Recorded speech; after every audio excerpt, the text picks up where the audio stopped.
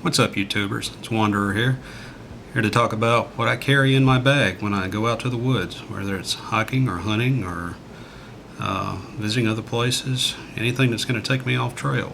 So we'll start with the bag. This is my haversack. It's made of cotton. I picked it up at a Frontier Festival last month, and I traded a pocket knife for it. I've been wanting one of these for a while. I've been using either a sling pack or a backpack, but thought it was kind of cumbersome, so I decided I wanted to try one of these. I'd seen them in other places. It's got a loop for a button here. I don't have a button on it yet, but I'm planning on putting a piece of deer antler on there to loop that around for closure. It has about a 2-inch shoulder strap on it, and the shoulder strap is nice and wide, so it can be carried comfortably without digging into your shoulder too much. That's a nice feature of this, and I don't know if they intended it that way, but this is actually a period bag. The Frontier Festival I picked it up is meant to represent the early 1800 period in American history, with a bunch of reenactors, and that's how this was made. They treated it with some sort of waterproofing mixture. I'm thinking it was probably turpentine and beeswax or something along those lines. I can smell it a little bit on it, but it really served my purpose as well. I'll hold it up just a little bit for you guys and see if we can get an idea of the size of it. Not exactly, but you can see it's got a flap opening and plenty of room. Let's try it from the side here.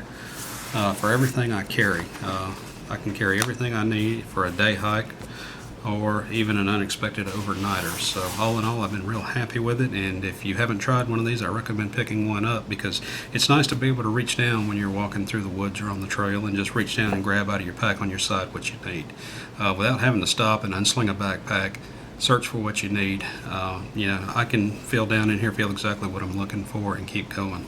I carry this on my left shoulder when I'm hunting because I've usually got my rifle slung on my right, so it doesn't interfere. Alright, the next thing I'm going to talk about is navigation when I'm out. This is the Bushnell Backtrack, and it is a GPS-based navigation device. It is not a full GPS in that it doesn't give you coordinates and it doesn't show map locations. It will mark 3 waypoints and save them, and it also has a digital compass built into it. So it's very effective. I've not been led astray one time with this. It gives me a lot of confidence when going into new places I haven't explored before. I usually mark the point of my truck when I get out, and then I go in through the trail, and if I go off trail, I'll mark that point as well. And there are 3 symbols on here. Let's turn it on a bit and see if you guys can see any of that. This is in the compass mode here. It has a north pointing arrow so that you can figure your directions east, south, and west based on that. It's not marked, obviously, because it's going to change as you change direction you're looking. Alright, let's check a waypoint there. You have a home waypoint, you have a vehicle waypoint, and then you have a star as your 3rd symbol for your 3rd waypoint. And I've been very, very satisfied with this. And like I said, I've not been misguided or misdirected in any way. Now, that having been said, although it's reliable, it is an electronic device, and by no means is this the only one I carry when I'm going out. It runs on battery, so it's susceptible to that factor, and also water, and it could get broken. So you always need to have a backup plan. You can see there it just linked up with the satellite, and now it's showing the direction to that waypoint I marked about 17 miles away. It has a lanyard on it for attaching. I think they intended for you to hang it around your neck. But when I'm carrying it, when I'm hunting, I'm usually carrying a small pair of binoculars or something else around my neck. So that can kind of get in the way if you keep having to pull it out of your jacket, unzip, pull it out, check your position. So I'd loop this back through. I'd loop the GPS back through the loop in here around my belt, stick it in my pocket like a pocket watch, and then I can just reach in, pull it out, and take a quick reading and see where I'm at. And that really has been the best way I've found to carry it. It also has a backlight so that you can use it at night if necessary. Alright, staying on navigation, my backup plan is always my compass. This is a Brunton compass. It's not an expensive model. I think it's called an avalanche because it actually has an avalanche or a slope scale for assessing snowbanks that might be avalanche prone. But I use it for general navigation, and it has a sighting mirror built into it, and this makes it a multi-purpose item. If I can use it naturally for navigation, but also if I need to signal someone, if I'm having vehicle problems out in the field, or if I'm hurt and someone's looking for me, obviously I can signal them with that. But also, if you're hunting with a partner and you don't have voice communication, and you just want to signal each other back and forth, and let one know where the other is, this is a good way to non-verbally communicate with. So, anything that's multi-purpose, I think, is a good thing. The more multi-purpose items I can carry, the less overall I have to carry, and that lightens my load. All right. Moving on to our next item, I want to talk about is firecraft. These are the things I keep in my kit for firecraft. This little tin I carry is a tin that the CRKT Ritter knife came in, and I've improvised it into my fire kit.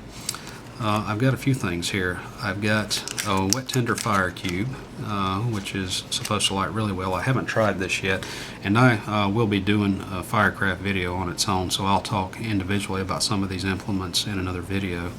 The easiest thing to carry, guys, mini Bic lighter. 3 of them for about $2.50. There's no reason in the world to go into the woods without one of these. They're cheap, they're efficient, they work. And when they don't work is when I come back to my backup items. Slide that out of the way here. I carry a bottle of hand sanitizer for a couple of reasons. Obviously, number one is hygiene in the field. If I happen to, get a game animal and process it, or at least, clean it out in the field for processing, then I want to have this, to sanitize my hands as much as possible. But also, this makes a great fuel for fire starting. It's dual purpose again, so you heard me say anything that's multi-purpose or dual purpose, I love having in my kit. I use it combined with these cleaning pads. Now these are just cotton cleaning pads, face pads actually, that my daughters use to remove their makeup. And if you saturate this with some of the hand sanitizer, it'll burn for a good 2 minutes, almost like a candle. And you can get your tinder bundle started with that, you can get your kindling going, and it is really, really efficient. I highly recommend carrying that or something like it, cotton balls, or just loose pieces of cotton, whatever the case may be. Improvise whatever you can. But having something like that will make your fire starting go a whole lot better, and if it's in inclement weather, you're going to need every advantage you can get. In the bottom of the tin is my Ritter, I believe it's called an MSK5 knife. This is just a mini knife, and I'll pull it out there. This is just an emergency backup knife that I carry. I'll put it in my hand there, and you can see the size of it. It's very small, less than a 2-inch blade on it, probably more like 1 to 1.5 at the most. It's skeletonized handle, 2 lash points on here through these holes if you wanted to lash it to a stick for some kind of primitive hunting. Very effective though. This is about the size of a little arrowhead, and this could make a great little knife for skinning small game, processing small game, and other fine tasks that a big knife might not be well suited for. So it's razor sharp right out of the box, and it's a good item to have in your kit. And you can see it takes up almost no room in my box here. Fits right in the bottom. Everything else goes on top. You won't even know it's in your pack, it's so light. The other thing is the tin itself. Again, multi-purpose. It's bright on the inside, shiny aluminum, so it's good for signaling. The tin itself could be used to make char cloth if you needed to. Char cloth is a great thing to have, particularly when you're using flint strikers, flint steel, and ferrocerium rods and things like that. So if you wanted to make some char cloth, you've got the tin for that as well. Good multi-purpose item to have in your kit.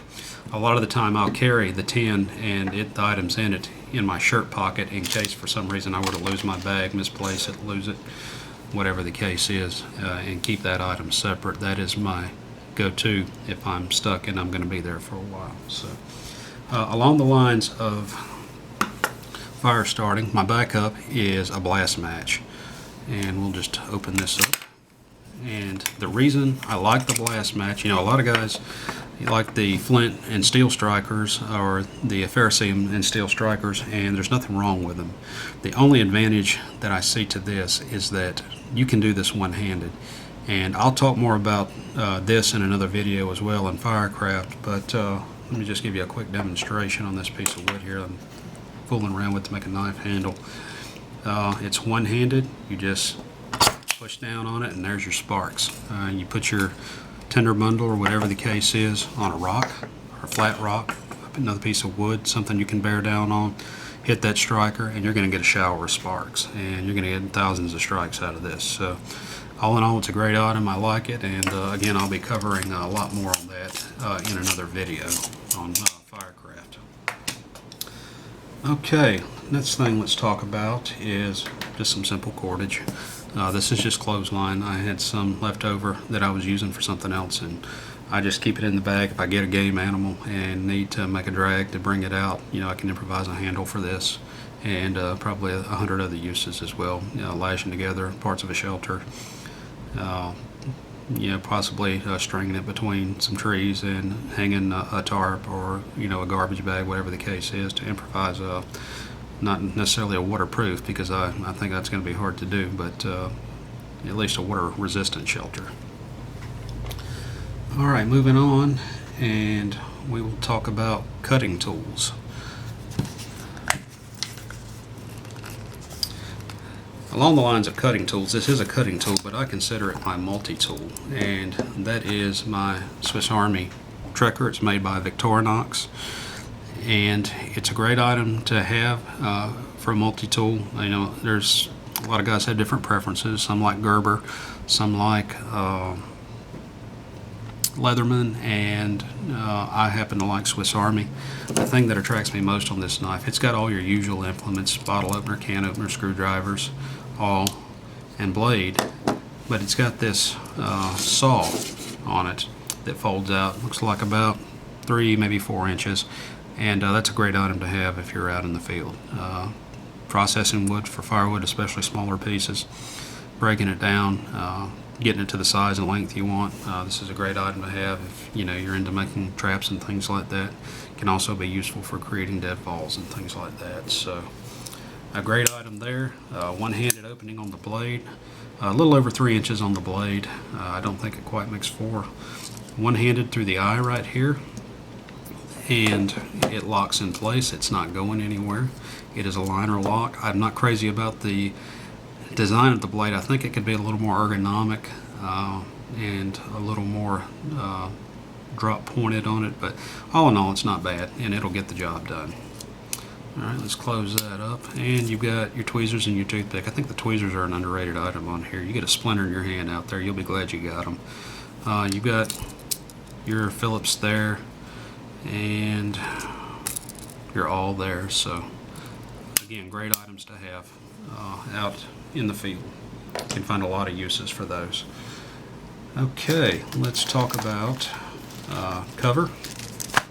I carry a garbage bag, just a plain garbage bag, about 1 mil. I like it because it has, again, multiple purposes. If I get a game animal, I process it down, I can pack it out in this. I can improvise a poncho out of it if I had to, if my clothing wasn't waterproof. Or I could use it to try and make a better shelter. If I'm out there overnight, I can use this to put over the roof of a shelter and hopefully keep some of the rain off of me. So a good multi-purpose item, cheap. Again, good to have in there. Yep. Don't need that. Earplugs. Bottle of water, self-explanatory.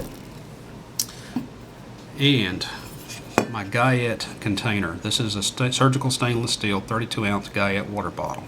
I carry it empty because I carry a bottle of water with me, just for ease. But I carry this because if I'm in a situation where I'm out there longer than I plan to be, or even overnight, or even a couple of nights, and I don't have a way to clean water, at least I can make it safe. I can boil in this, and not only that, if you boil water in it, it's a good source of heat if you're in a cold environment. So a hot water bottle would feel really nice when it gets really cold out there. So, okay, as far as food, better trail food, I don't know of. Payday bars. I always carry one with me. They don't melt. They're a great thing to have, so I highly recommend carrying that with you. And that's about it, guys. I'm going to talk a little bit more in another video about some of these individual things. Appreciate your views, and let me know what you think. And if you like what I'm doing, just drop me a comment and subscribe to my channel. Thanks, guys.